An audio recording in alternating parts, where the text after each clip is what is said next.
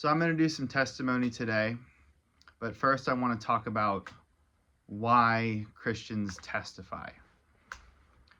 So faith is confidence in things unseen. That's in the scriptures. And the thing about faith in God is that we are meant to enter a relationship with God. Faith is not meant to be coercive.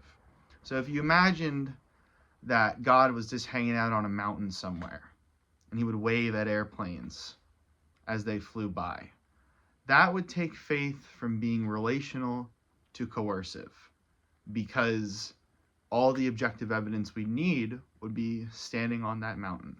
We have the evidence we need. We have the Holy Scriptures. In the New Covenant, the goal is for believers to be in a relationship with God. And testimony is a very important part of that narrative, because you're taking it on my good faith that I'm telling you these stories. And as Christians, we are called to spread the gospel and testify to each other, but ultimately to the world, to basically shine a light into it and provide an example that other seekers, for example, can look to on their journey to salvation. And it's also an act of grace, as I'm sure you've heard about planting the seeds that you won't see grow.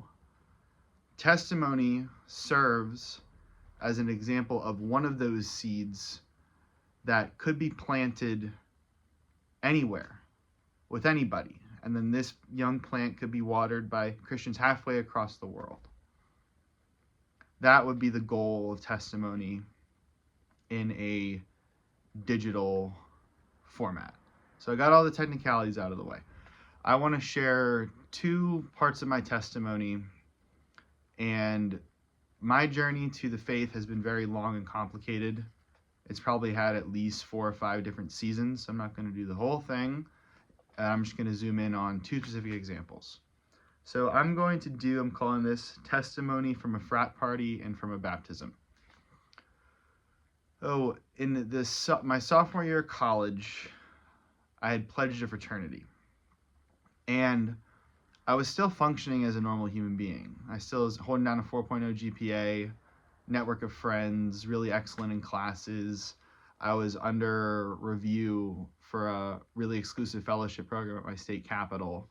But as I fell into the fraternity lifestyle, I fell hook, line, and sinker for the alcohol lifestyle. And that's why today I'm over 1.5 years sober. But this became a pattern. Before this, I was deeply faithful in practicing the faith to the best level I understood how to, which wasn't a very good level. But as I got more into the party lifestyle, I began to abandon that. And so the semester goes on, you're pledging, 3 parties a week, pretty normal behavior. And I remember this one in particular. It was at our frat's downtown house, and it was a keg-style alcohol arrangement. And I was incredibly drunk, because I was always incredibly drunk. And I was moving from the main room to the dancing room.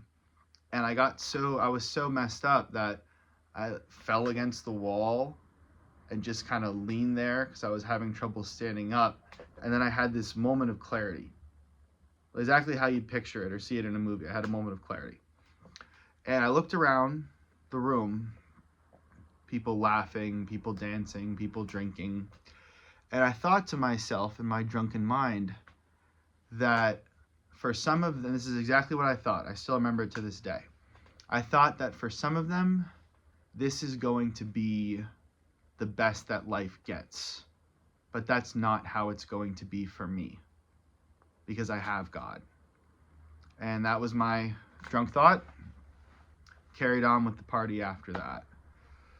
But that memory remained a lighthouse in my mind, because if you follow the Lazarus on Lithium playlist on this channel, stuff got pretty complicated after that for me. But even through those trials, I always had this one specific instance where I knew the truth. No matter how far I fell, no matter how deep I dug, there always was that one moment of undeniable truth in an incredibly unconventional setting to be experiencing that. So fast forward many years.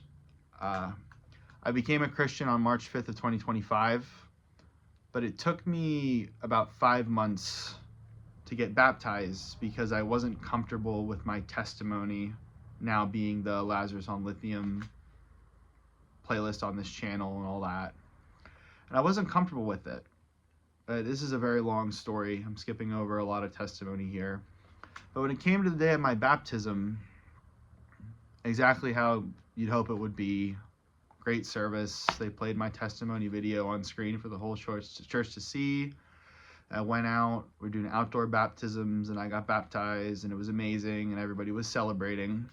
But where it got really interested was the drive home. Because right after it happened, I was pretty thrilled. Also, trying to dry myself off and everything. And I got in the car and I started driving. And I noticed 3 things. So the first thing I noticed, I don't know if you've ever swam a long distance, but I have swam a long distance numerous times. And when you swim a long distance, it's very different than if you go running or if you lift weights. It creates a different kind of fatigue, because when you swim a long distance, your whole body is tired physically, even though there's not one particular point where you had so many excessive contractions that it created acute soreness in that particular area. That's how I felt. I'm driving home. I feel like I just swam a mile. There's not a single calorie in my bloodstream. Completely wiped. I can feel it in my limbs. And the second thing I felt is that I had this tingling in my head. Almost like a little bit of pre-headache kind of tingle, but it was not bad. It was almost good. But there was a noticeable tingling in my mind as I'm driving home. But the third thing was the most important thing I noticed coming out of that baptism. I found myself taking very deep breaths, because what had happened, or how it felt, was that, imagine if there was a balloon in your chest. It's inflated, like an inflated balloon in your chest. And that takes up a lot of the volume. So when you breathe, your lungs inflate, and that's how the air gets in there.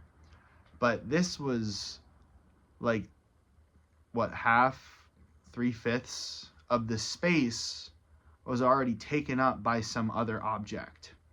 So I had to take these really deep breaths to expand my lungs enough to get 100% of the air I needed to stay alive.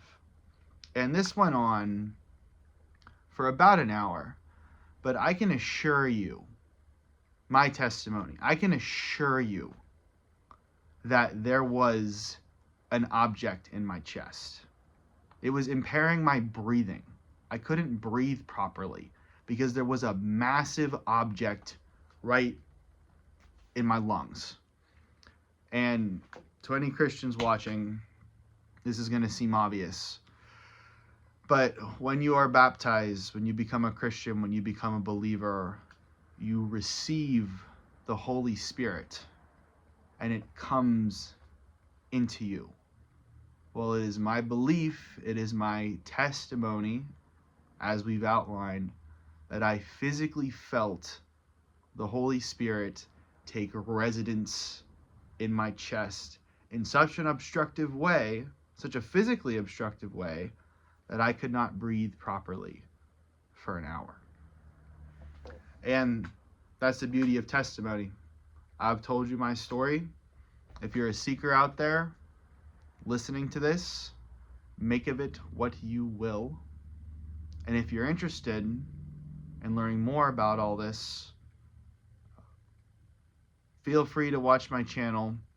But the most important thing you can do is find a community of believers to start